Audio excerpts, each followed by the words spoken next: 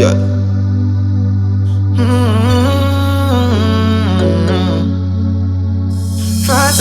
C'est le rendez-vous où nous décortiquons votre parcours, votre actualité. L'excellence, le succès et la réussite.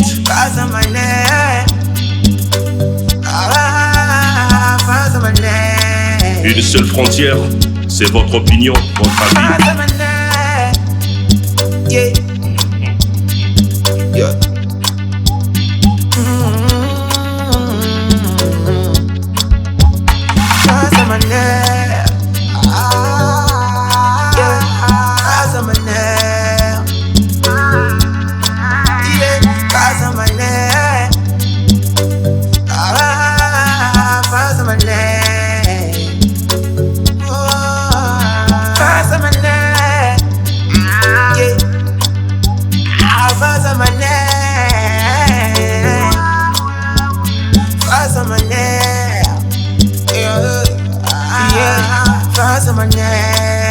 L'icône du 242.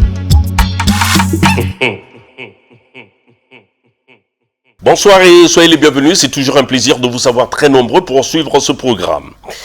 Face à Maner sera consacré à la traversée du Mayombe, une aventure humaine exceptionnelle née de la vision d'un homme, Rodrigue Nzingamboumi, qui est le président de l'association Marcher, Courir pour la cause en République du Congo.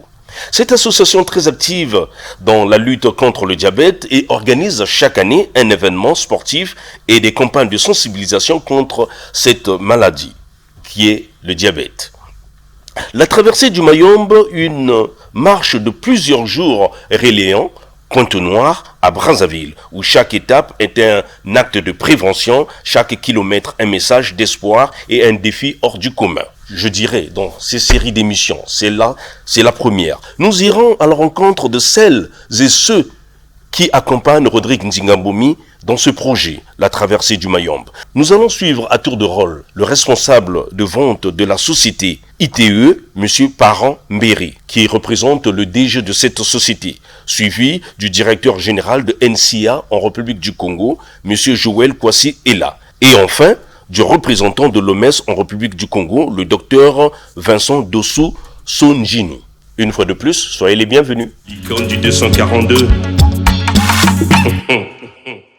Je suis M. Parent Mbéry, responsable de vente chez ITE. ITE, c'est une entreprise spécialisée dans la production et la distribution des produits agroalimentaires. Notre entreprise se distingue par son souci de qualité, sa proximité avec les consommateurs et aussi son engagement envers le développement durable. Et aussi, si je peux ajouter, la santé publique. Alors, tout a commencé par une rencontre inspirante avec les organisateurs qui nous ont présenté brièvement le projet. Tout de suite, nous avons aimé leur passion, leur vision et surtout l'effet positif de cet événement.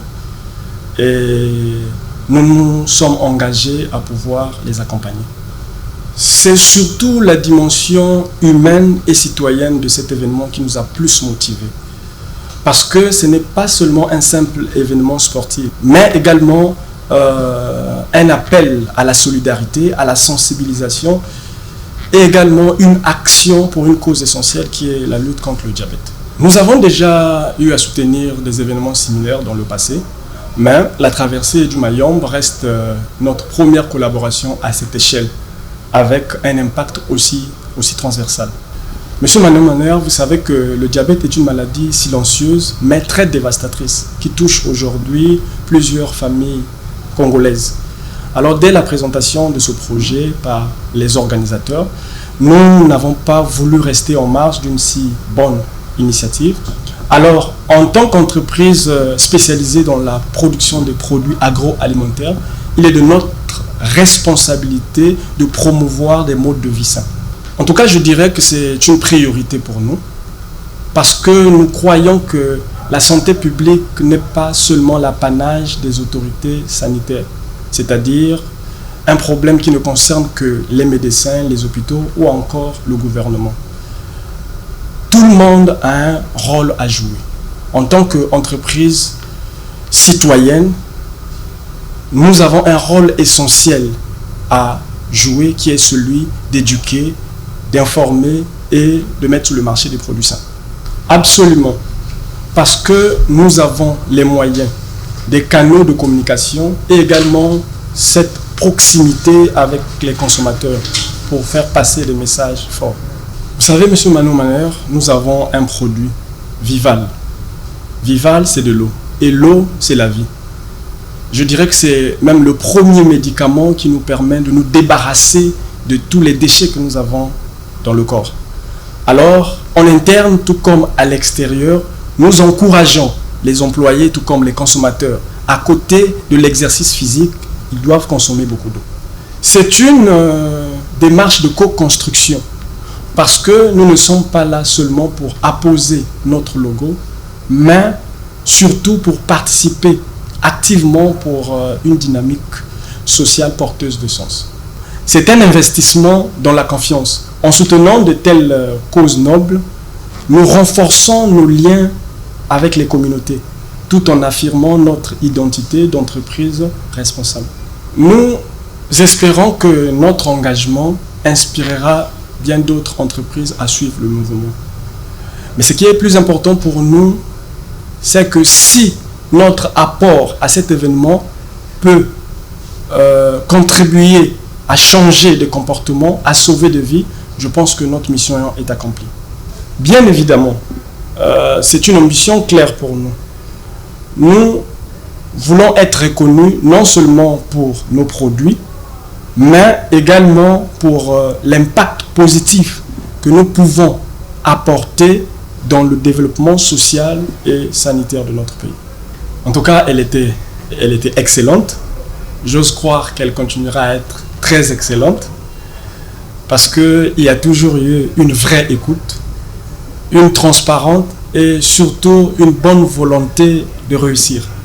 Donc je dirais que c'est une collaboration fluide et très enrichissante. Je dirais un immense bravo et merci aux organisateurs de cet événement pour leur engagement très admirable et surtout pour leur vision qui doit être soutenue et encouragée. Pour M. Rodrigue Ndinga, je dirais qu'il est un véritable exemple du leadership citoyen. Je ne peux que lui dire d'aller de l'avant parce qu'il n'est pas donné à tout le monde d'avoir ces genres d'initiatives et d'idées surtout. Alors, je voudrais aussi, si vous me permettez, souligner quelque chose concernant, parce que tout à l'heure j'ai parlé d'une collaboration fluide et limpide. Nous avons découvert une maison dédiée au sport, qui est une initiative de M. Rodrigue, où vous avez l'équipement nécessaire. Parce que vous savez que la santé va de pair avec le sport. Et cette maison, la maison Elombe, qui est située, je pense, à Poto-Poto, une maison dédiée au sport, très bien équipée. Comme ce que j'ai dit tout à l'heure, vous savez que le sport va de pair avec la santé. Et à côté, vous avez l'eau Vival. En tout cas, coup de chapeau encore à M. Rodrigue Ndinga. Si on peut avoir plusieurs hommes au Congo comme lui, ça serait quelque chose de très bien. Chers tous, ensemble, nous pouvons faire la différence. Soutenir des causes nobles comme celle-ci, c'est investir dans un avenir commun. Chers tous, ensemble, nous pouvons faire la différence. Soutenir des causes nobles comme celle-ci, c'est investir dans un avenir commun. Soyons solidaires, actifs et responsables. Ce partenariat, nous l'avons déjà inscrit dans la durée. Et la société ITE, par le biais de la marque Vival, qui est la meilleure eau du Congo, continuera à accompagner cette bonne initiative qui est la traversée du Mayombe. Tout comme également d'autres projets citoyens qui pourront se présenter devant nous, allant dans le sens de pouvoir développer la République du Congo. Je vous remercie, M. Mano Maner. C'était un plaisir pour vous. L'icône du 242. Cette aventure a commencé à 5 ans. Je disais à quelqu'un encore hier autour d'un café où M. Ndinga racontait sa vision et son rêve d'apporter quelque chose au Congo. Et il avait un sujet particulier qui était le diabète. On avait parlé également d'hypertension et de beaucoup de sujets. Et puis, je l'ai dit, ça, on le voit très rarement en Afrique. C'est vraiment des choses qu'on voit en Europe. On le dit trivialement, on le voit chez les Blancs. Bon, c'est ton histoire d'aller marcher pour la cause. Bon. Après, au-delà de tout, M. Ndinga est un ami avec qui on partage énormément de choses en commun. Et donc, c'était d'abord un ami qu'on a accompagné. Ça a commencé par là. Donc, la première année, c'était, bon, voilà, on lui donne un coup de main. Voilà, il a une belle idée, il a quelque chose d'important. On a tous, quelque part, chacun, de près ou de loin, un parent qui est diabétique. Donc, la notion du diabète touche tout le monde. Et donc, voilà, c'est parti comme ça, dans un premier temps. Et puis, après, c'est devenu ce que c'est aujourd'hui. Et on n'a pas voulu que l'histoire se compte sans nous. Donc, chaque année, on a été présent et on est encore présent cette année. Bon, forcément, en tant qu'entreprise, déjà, nous avons pour mission de contribuer à prendre soin de l'environnement. La RSE aujourd'hui n'est plus un sujet qui reste entre quatre murs. Ça fait partie des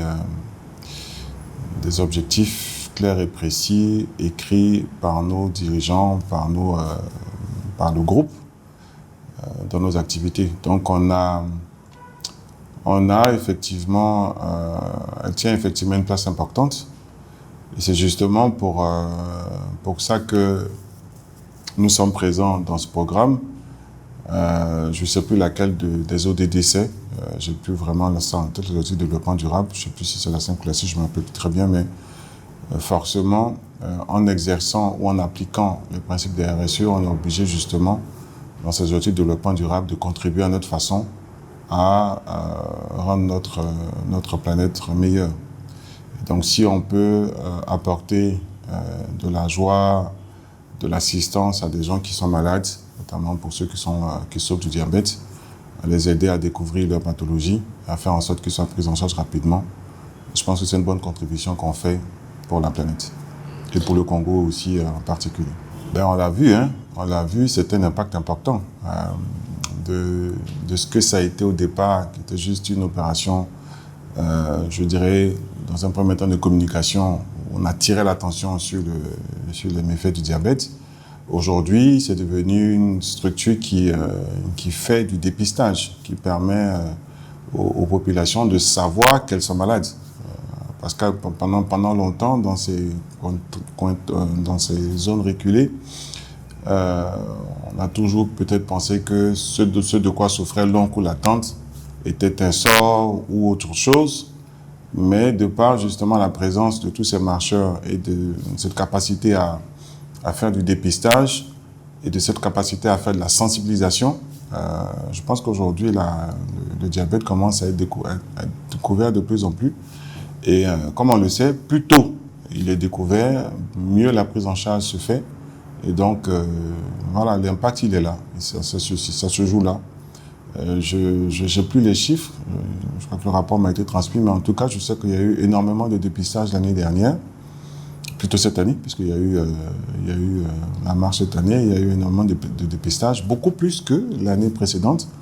Et forcément, on ira de mieux en mieux chaque année. Et donc, plus on dépistera, plus on identifiera les malades, plus on les prendra en charge plus tôt, et mieux ils se porteront pour leur famille, pour le bien-être également à eux-mêmes. Il faut savoir que le groupe a une fondation, qui est la fondation NCIA, qui œuvre justement dans plusieurs domaines, notamment la culture, l'éducation des enfants, et puis tout ce qui est contribution que nous faisons, que le groupe peut faire pour améliorer justement le quotidien des Congolais, d'autant plus que dans notre mission, nous avons pour ambition justement de contribuer au bien-être des populations.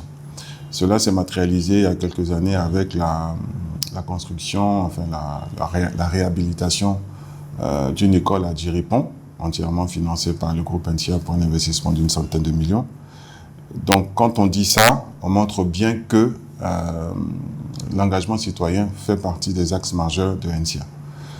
On ne s'est pas limité là, on a également fait beaucoup de contributions dans les établissements scolaires, on a beaucoup accompagné des sociétés de téléphonie ici qui ont fait des choses extraordinaires pour les populations. Et chaque fois qu'il y a quelque chose à faire pour améliorer le quotidien des populations, on est présent. Et être présent aux côtés de cette association démontre clairement que l'engagement citoyen au niveau du groupe NCA et particulièrement au niveau des filiales au Congo est un axe stratégique majeur. C'est trouver et identifier les malades et faire en sorte qu'ils soient pris en charge à temps. Le diabète, on le sait tous, c'est une maladie assez vicieuse qui mérite d'être identifiée tôt, qui doit être identifiée tôt. Plus vite elle est prise en charge, mieux, on va dire, les populations se portent. Et il est important justement qu'on fasse front. Quand je dis on, je parle de toutes les entreprises du Congo de façon générale, pour aider. Sachant que, comme je l'ai dit au départ, si on fait des statistiques, dans chaque famille, il y a au moins un diabétique. Dans chaque famille, il y a au moins un diabétique. Donc chaque dirigeant, de près ou de loin, qu'il le veuille ou pas, est concerné par ce combat. Donc, dans notre volonté d'apporter, de contribuer on va dire, au devoir citoyen, voilà, chacun devrait se sentir concerné à plus d'un titre pour justement accompagner ce type d'initiative menée par l'association de M. Rodé Ngidinga. C'est déjà ne pas faire en sorte que l'histoire ne se raconte pas sans nous. Ça, c'est très important. Il est important que l'histoire ne se raconte pas sans nous parce que nous sommes et nous voulons être un acteur majeur de l'économie congolaise. Dans tous les secteurs, notamment dans les assurances, mais également dans le secteur justement de la RSE, de la contribution à améliorer la santé des populations, parce qu'au-delà de notre volonté de faire du business, nous voulons également apporter de notre mieux un plus dans le quotidien du Congolais, et pas seulement du Congolais qui est capable de s'offrir des produits d'assurance, mais du Congolais lambda qui a besoin d'avoir une vie meilleure. Nos actions ne se limitent pas uniquement justement à faire justement dans l'associatif. On intervient également dans le scolaire, on intervient également dans plusieurs autres domaines, notamment tout dernièrement on a offert des ordinateurs par exemple à une société de téléphonie qui œuvrait justement à permettre aux jeunes de pouvoir découvrir leurs talents.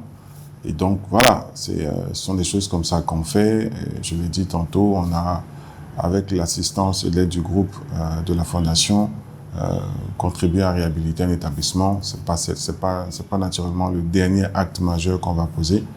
On en posera encore d'autres. Donc vraiment, c'est quelque chose qui fait partie désormais de notre ADN et c'est avec beaucoup de fierté que j'en parle aujourd'hui. C'est un pont naturel. Et ça permet de voir les entreprises sous un autre œil. Parce qu'on a l'habitude de nous voir en train de mener des activités commerciales, à pousser les clients à acheter nos produits, à faire des actions marketing, mais pouvoir mener ce type d'action permet de nous voir différemment. Et c'est important qu'on nous voit différemment parce que, comme je l'ai dit tout à l'heure, dans notre ADN aujourd'hui, c'est pas que business for business, c'est business après, il y a business with population. Donc c'est important que justement que les gens nous voient différemment et c'est tout le sens de notre participation à ce type d'activité. Ben, c'est ce que je vends. En tant que NCAV, directeur général de NCAV, je vends la prévoyance, je vends la prévention, je vends de l'assurance. Et qui dit assurance dit protection pour aujourd'hui, protection pour demain. Et donc, si on a quelques activités, quelles qu'elles soient, qui se rapportent un peu à notre axe de métier, bingo, on fait vraiment le matching parfait. Non, pour revenir un peu plus sérieux, oui, effectivement, c'est important que les gens comprennent que prévoir fait partie aujourd'hui du quotidien. Alors, on a toujours pensé que en rendant grâce à Dieu, les choses vont se passer bien. Mais il faut anticiper, il faut prévoir. Et ce type d'action permet de prévenir justement, de permettre de pouvoir mettre en place les bonnes attitudes, les bonnes habitudes pour éviter d'être malade, pour éviter de développer le diabète. Et donc, si on poursuit et qu'on le fait beaucoup plus assidûment, c'est clair que les habitudes de départ vont changer, la malbouffe va changer, enfin va disparaître. Et forcément, si on mange mieux, on est plus actif, on fait attention à ce qu'on fait, on aura moins de malades, on aura moins de prise en charge. Et puis voilà, les familles vont mieux se porter et ce sera pour le bonheur de tout le monde. Ah, c'est un rêveur. C'est un rêveur qui sait transmettre sa passion. Et je pense que quand on voit le nombre de lombés qu'on a aujourd'hui autour de lui, quand je vois le nombre de personnes qui courent un peu à gauche, à droite, à faire en sorte que cette association soit beaucoup plus forte, voilà, c'est quelqu'un qui a su transmettre sa passion aux gens. Et ça, j'apprécie énormément. Et on est là. Il nous a transmis le virus justement de ce qu'il a souhaité faire avec cette association. Et j'en suis heureux parce qu'au départ, effectivement, on l'a pris pour quelqu'un un peu bizarre, bon, avec des idées un peu révolutionnaires. Une associativité, une association forte telle qu'elle est en train de se construire. C'est pas commun. C'est pas commun. Et pour ceux qui ont suivi un peu son histoire, voilà, ils verront qu'on est parti de zéro. Et 5 ans plus tard, c'est en train de devenir quelque chose d'assez intéressant. Et qui, pour la petite histoire, commence à un peu intéresser tout le monde. Parce qu'au départ, je peux vous assurer qu'on était très peu nombreux à croire dans ce rêve. Et je suis heureux aujourd'hui de savoir qu'on n'est plus seul et qu'il est accompagné par énormément d'entreprises importantes au niveau du Congo. Et j'espère que d'autres vont se rajouter à ce rêve et que dans 10 ans, on se retrouvera avec vraiment quelque chose de beaucoup, beaucoup, beaucoup plus important que ce qu'on voit aujourd'hui. Rejoignez-nous, c'est une aventure, c'est une belle aventure. Vous n'avez que du positif en termes de visibilité, en termes d'alignement de vos objectifs RSE avec ce type d'activité, en termes de santé, parce que participer à la traversée, c'est une aventure exceptionnelle, c'est du sport, tout est fait pour que vous vous sentiez bien. Et là, on sait tous que le sport aujourd'hui, nous permet d'éviter beaucoup de choses. Et, à tous ces dirigeants-là qui hésitent encore, n'hésitez plus. Ne faites pas en sorte que l'histoire se raconte sans vous. Vous n'étiez pas là il y a 5 ans, vous pouvez l'être aujourd'hui. Et puis, dans 10 ans, vous compterez parmi les nôtres. Oui, enfin, courir, comment on dit, une journée sans courir, c'est tricher. Une journée sans marcher, c'est tricher. Bon, je ne cours pas des kilomètres comme Rodrigue, mais je fais ce qu'il faut pour que justement le corps que nous avons soit vraiment dans l'état qu'il faut pour pouvoir exercer les obligations que nous avons, parce que à ce poste-là, on est obligé de prendre soin de la machine, sinon on ne pourra pas aller très loin. Merci à vous. L'icône du 242. Merci beaucoup.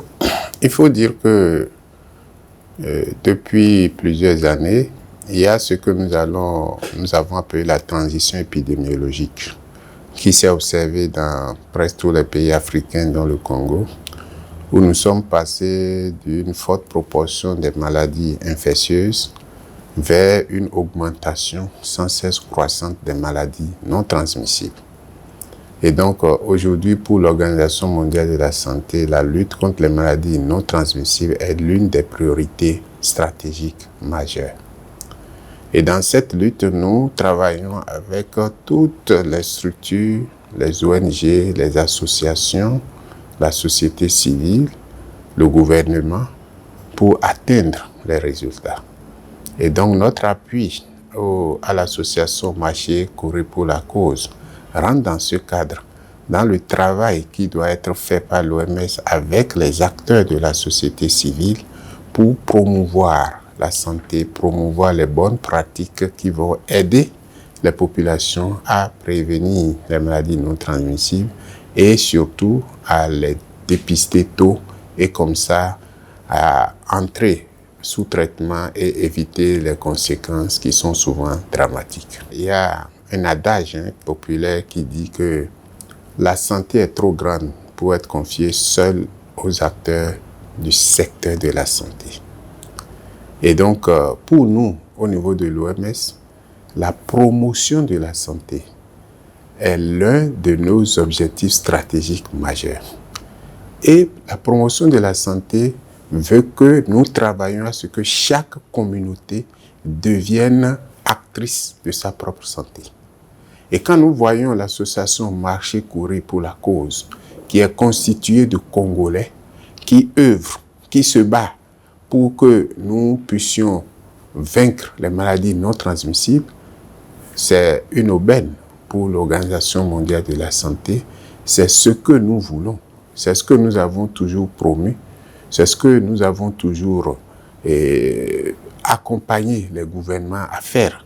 Et c'est ce qui explique qu'au niveau de l'Organisation mondiale de la santé, nous avons validé une stratégie au niveau de l'Assemblée mondiale de la santé pour collaborer avec les ONG à la promotion de la santé, à la réponse aux besoins des populations en matière de santé. Donc, c'est pour vous dire que c'est une démarche qui rentre parfaitement dans la promotion de la santé.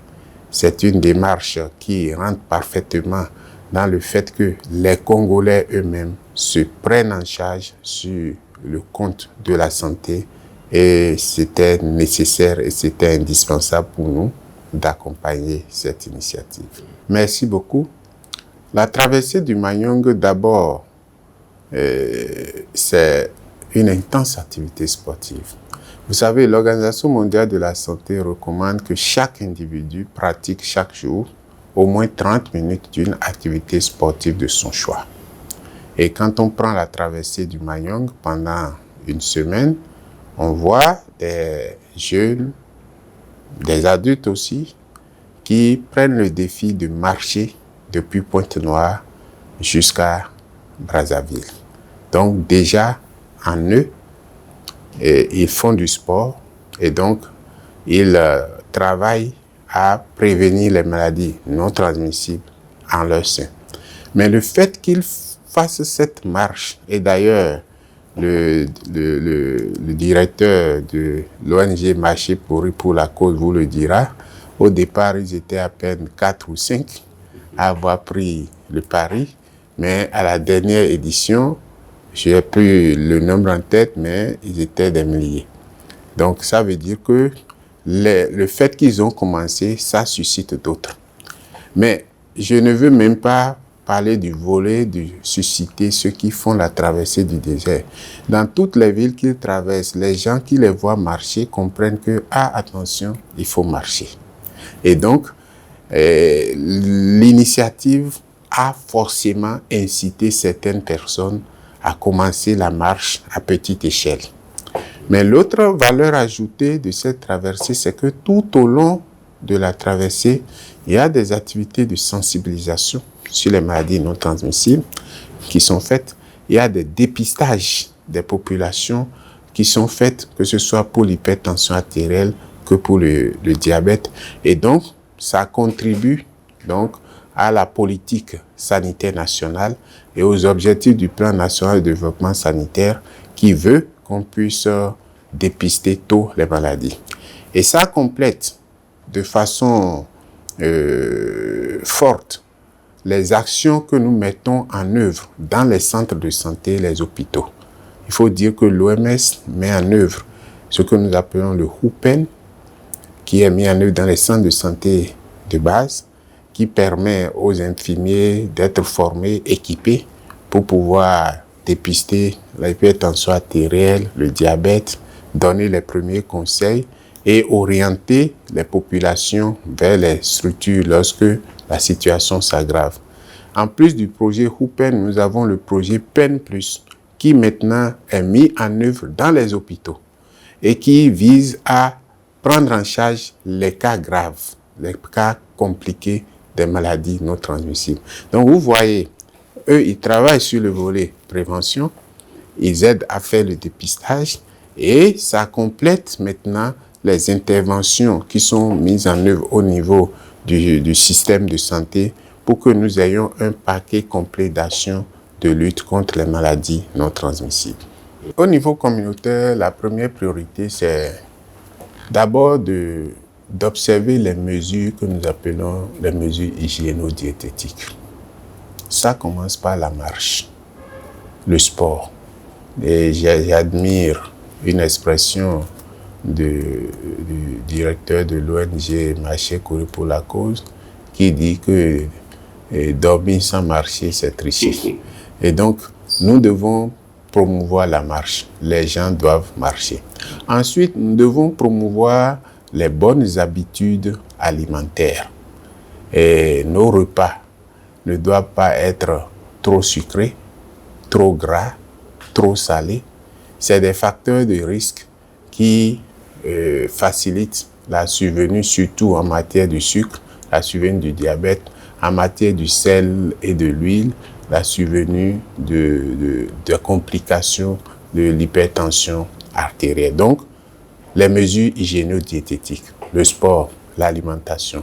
Mais nous devons aussi avoir de fortes activités de communication. Communiquer avec les populations pour qu'elles puissent comprendre le danger, comprendre comment prévenir le danger, comprendre la nécessité de se faire dépister et de se faire suivre surtout, parce qu'il ne suffit pas de se faire dépister. Si je me fais dépister et que je ne suis pas le traitement, ou bien je suis sous traitement, je n'observe pas correctement les traitements qui me sont prescrits, j'ai beau être sous traitement, je peux développer des complications. Donc au niveau communautaire, c'est ça, la marche, une bonne alimentation, une bonne hygiène de vie, la lutte contre le stress, le dépistage précoce, l'observance des traitements et j'en passe. Le Congo est un pays où 75% des jeunes hommes de la population a moins de 35 ans. C'est un atout. C'est une force vive. Et donc, les complications, l'une des complications du diabète, de l'hypertension artérielle et des maladies non transmissibles, c'est la mortalité prématurée. La mortalité prématurée, c'est-à-dire les gens meurent jeunes. Et donc les jeunes doivent prendre leurs responsabilités pour sensibiliser leurs pairs, donc dans les écoles, les endroits où on trouve les jeunes, dans les universités, dans les collèges, et dans les centres de jeux, dans les ateliers. Les jeunes doivent s'organiser pour être des acteurs de leur propre santé. Et j'ai l'habitude de dire que chaque société, chaque entreprise doit avoir une cellule promotion de la santé. Une cellule qui, au sein de l'entreprise, va faire les activités de communication, les activités d'éducation, prendre les initiatives en matière de sport, d'alimentation saine pour permettre que les jeunes puissent vivre longtemps. Donc les jeunes, pour eux, c'est un défi de lutter contre les maladies non transmissibles parce que leur survie en dépend. Et donc je les invite à vraiment s'informer. Nous avons aujourd'hui les réseaux sociaux qui permettent d'avoir des informations sur n'importe quelle maladie. Donc ils utilisent les réseaux sociaux pour s'informer, qui se rapprochent des centres de santé pour s'informer, qui se rapprochent des acteurs comme des ONG, de la société civile, comme l'ONG Marcher, courir pour la cause, on a d'autres ONG, on a Diabation, on en a beaucoup d'autres, qui se rapprochent de ces ONG pour avoir les bonnes informations. Et maintenant, quand ils ont les bonnes informations, il faut qu'ils mettent en pratique ce qu'on leur partage comme information. Mais aussi qu'ils partagent ces informations et ces bonnes habitudes au sein de leurs pairs, au sein des jeunes. Pour les personnes ressources et les notables, c'est également leur rôle en tant qu'aînés de veiller à l'état de santé, de bien-être des populations. D'ailleurs, dans ce pays, le gouvernement a décentralisé la gouvernance de la santé de base aux collectivités locales. Et donc, moi, j'ai l'habitude de dire partout que les collectivités locales doivent être redevables de la santé des populations dans leur localité et en rendre compte. Donc, dans ce cadre, en matière de maladies non transmissibles, il faut qu'il travaille à ce qu'il y ait des centres de conseil, des jeunes, des adultes, qu'il travaille à ce qu'il y ait des associations de personnes qui sont diabétiques. On peut avoir des associations de diabétiques, des associations d'hypertendus, et qui vont parler entre eux, se soutenir mutuellement. Ils vont aussi veiller à ce que l'État puisse renforcer les capacités des centres de santé pour une bonne prise en charge des malades. Donc, il y a beaucoup de choses que les jeunes et les personnes ressources peuvent faire pour promouvoir la lutte contre les maladies non transmissibles, dont le diabète. Mais si je pense que c'est l'un des défis majeurs que nous sommes en train de travailler à relever. Nous avons un pays où, par exemple, plus de la moitié de la population se fait suivre dans le secteur privé. Et je félicite le ministre de la Santé qui a initié au début de cette année la revue des performances du secteur privé de la santé, y compris les confessionnels, les secteurs militaires et autres. Et quand on quitte, donc c'est pour vous dire que même dans le système de santé, il y a un travail à faire pour que le privé et le public puissent travailler de façon cohésive à atteindre les objectifs du plan national de développement sanitaire. Et c'est dans la même veine que nous travaillons à ce que les gouvernements et les sociétés civiles, les ONG se parlent. Et je pense qu'il y a un très grand progrès. Actuellement, nous sommes en train de préparer la journée mondiale du diabète de 2024 et nous avons des réunions. Il y a le gouvernement qui est là, nous avons les partenaires comme l'OMS, nous avons les ONG comme Marché couru pour la cause, Diabation. Donc, il y a ce travail qui se fait où on comprend que les ONG qui œuvrent dans le secteur santé ne sont pas des gens à part, mais c'est aussi des entités entières du système de santé. Et nous allons continuer dans ce sens pour faire en sorte que ces ONG soient mieux intégrées dans les dispositifs de prévention, de réponse aux problèmes de santé. Et à commencer prioritairement par les maladies non transmissibles, où leur rôle est capital en matière de conscientisation des communautés, en matière d'apport de l'information dans les localités les plus reculées et en matière également de création d'un environnement où il n'y a pas la stigmatisation, il y a l'acceptation de l'autre, il y a une communication respectueuse, ainsi de suite. Depuis l'année 2020, en tout cas de 2020 jusqu'à l'année dernière, l'OMS a mis en œuvre ce que nous avons appelé la stratégie opérationnelle des soins de santé primaire. Nous ne pouvons pas avoir le dépistage précoce, que ce soit du diabète, que ce soit de l'hypertension artérielle, que ce soit des cancers, que ce soit de la lèpre et autres, si nous n'avons pas un système de soins de santé primaire fonctionnel.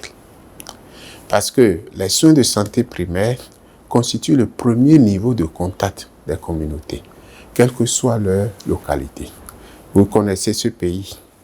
On a beaucoup de localités qui sont difficiles d'accès parce qu'ils sont le long du fleuve, où les coûts opérationnels pour naviguer sur le fleuve pour les atteindre est très élevé. Si nous n'avons pas des centres de santé bien équipés, avec des agents de santé bien formés, disposant des connaissances qu'il faut pour suspecter les maladies non transmissibles et même les maladies à potentiel épidémique, nous serons toujours surpris par le dépistage tardif des maladies avec comme conséquence la mortalité prématurée, mais également l'augmentation des dépenses pour les familles avec l'enlisement dans la pauvreté,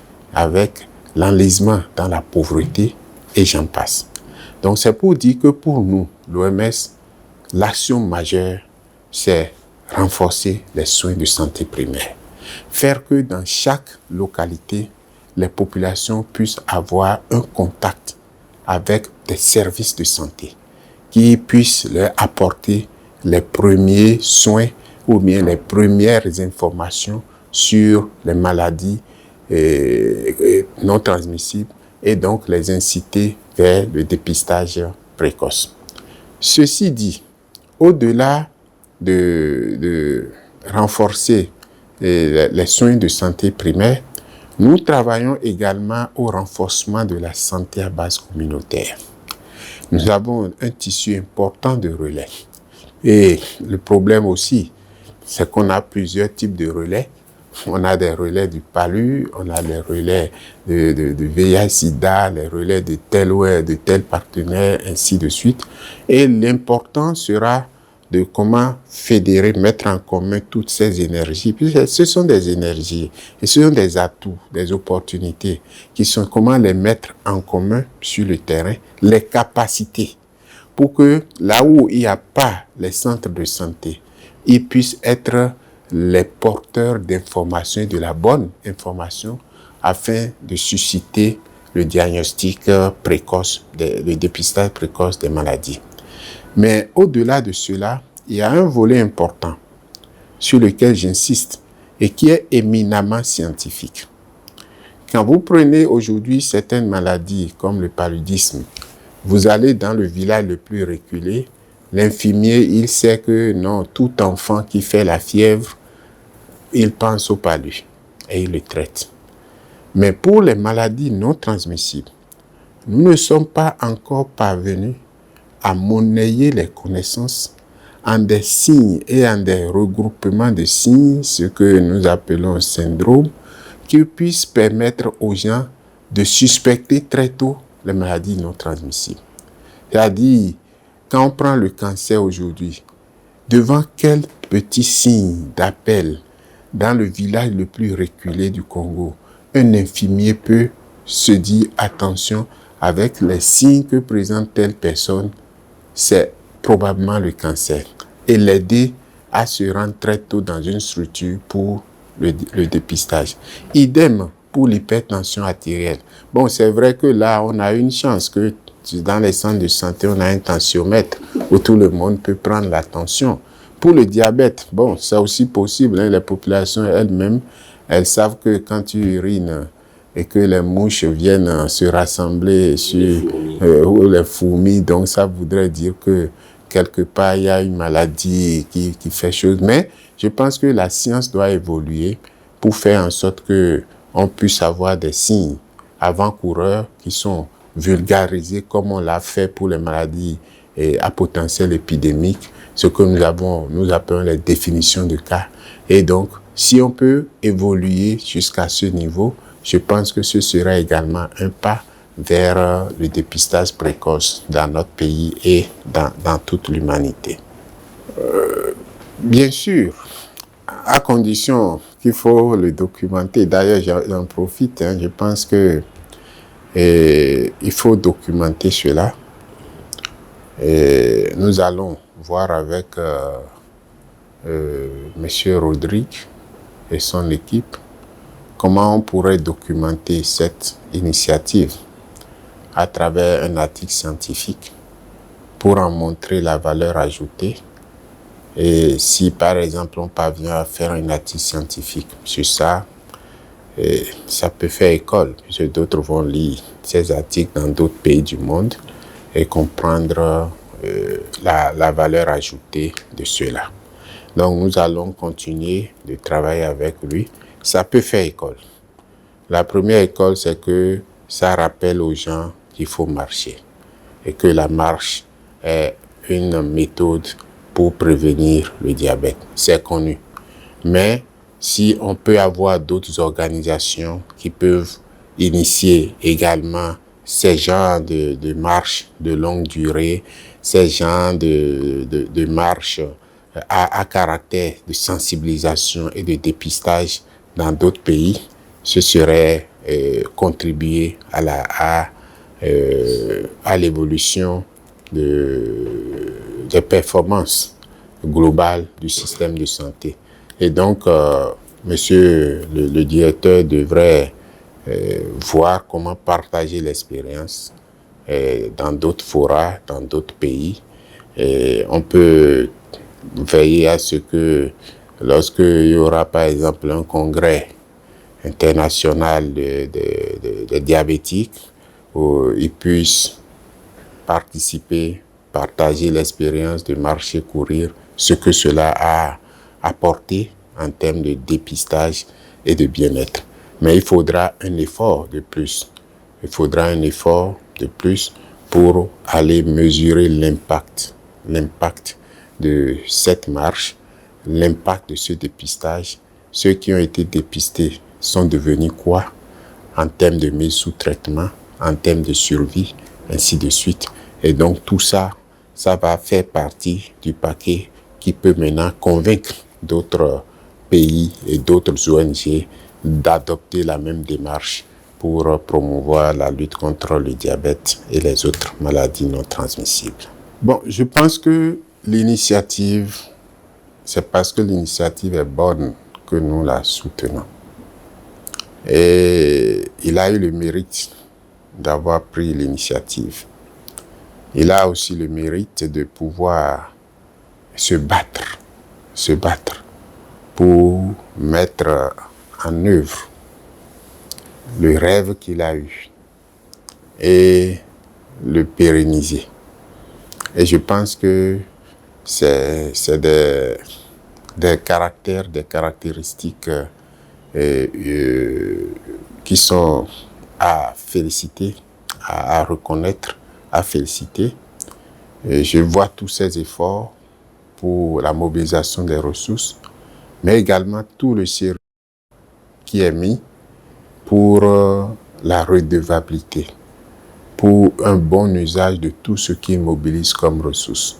J'ai eu le plaisir d'aller visiter la qu'il a construite après la première soirée Elombé. Et je pense que ça, c'est l'expression de son sérieux. Parce que vous avez mobilisé des ressources, vous avez dit aux gens que nous voulons faire ceci, et il a fait. J'ai été là-bas, j'ai vu les infrastructures, j'ai vu les équipements de sport, j'ai vu la partie d'Alikama où on promeut la bonne alimentation. J'ai vu même le dispositif d'accompagnement médical qui est mis en place. J'ai vu les équipements qu'il a et qui peut mesurer la quantité de graisse et montrer l'évolution à ceux qui utilisent le centre en termes de la conversion des graisses en masse musculaire, ainsi de suite, ainsi de suite. Donc, je pense que c'est un leader à encourager, à soutenir, et c'est pour ça que l'OMS collabore avec son association pour avancer la lutte contre les maladies non transmissibles dans le pays. L'OMS recommande à chaque individu de pratiquer chaque jour 30 minutes d'une activité sportive de son choix. Est-ce que vous voyez?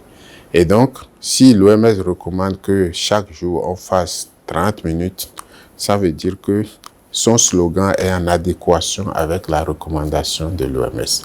Et nous devons faire l'effort chaque jour de faire du sport. Vous courez? Moi, je marche. Quand j'ai l'occasion, je cours. Et quand cela me prend, je fais la gymnastique. Ah bon? Oui, quand cela me prend. Donc, et je suis un fan du football. Bon, c'est vrai que depuis que je suis arrivé au Congo, je n'ai pas encore eu l'occasion de jouer au football avec les collègues. Bon, mais on peut se juger. Hein. Donc la prochaine édition, on verra monsieur le représentant sur les routes du Mayombe. Sauf changement de dernière minute, j'ai déjà dit à M. Rodrigue que je ferai partie de la prochaine traversée du Mayombe. Sauf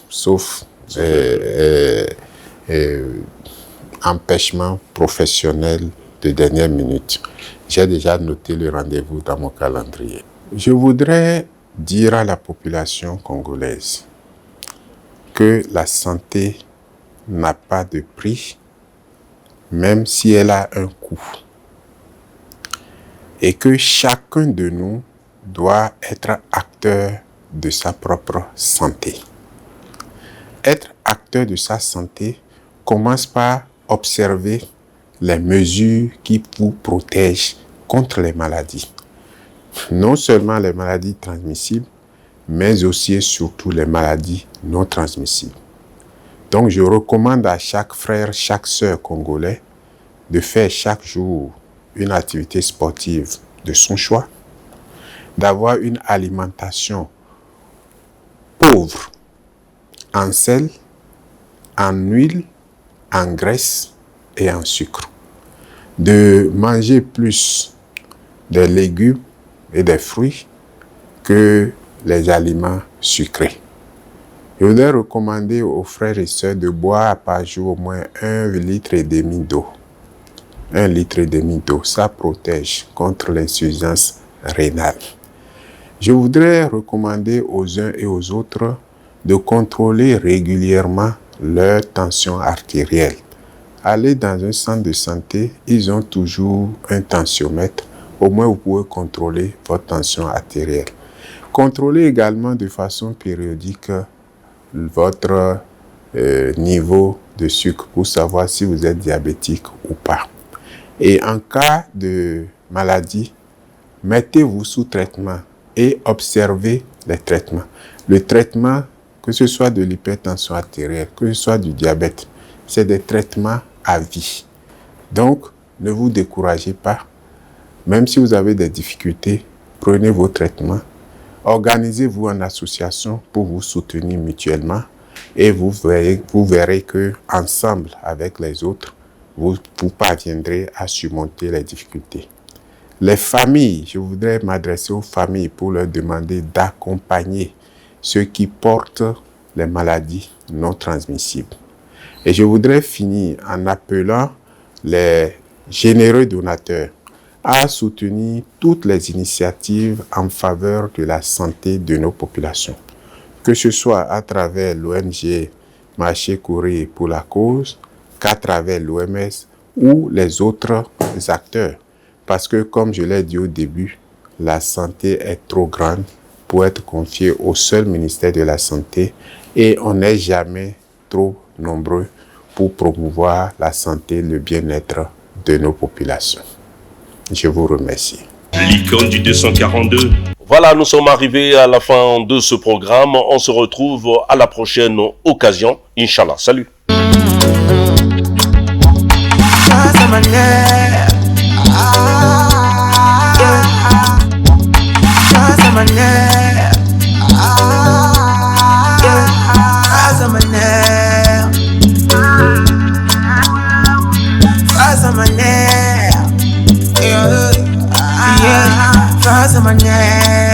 L'icône du 242.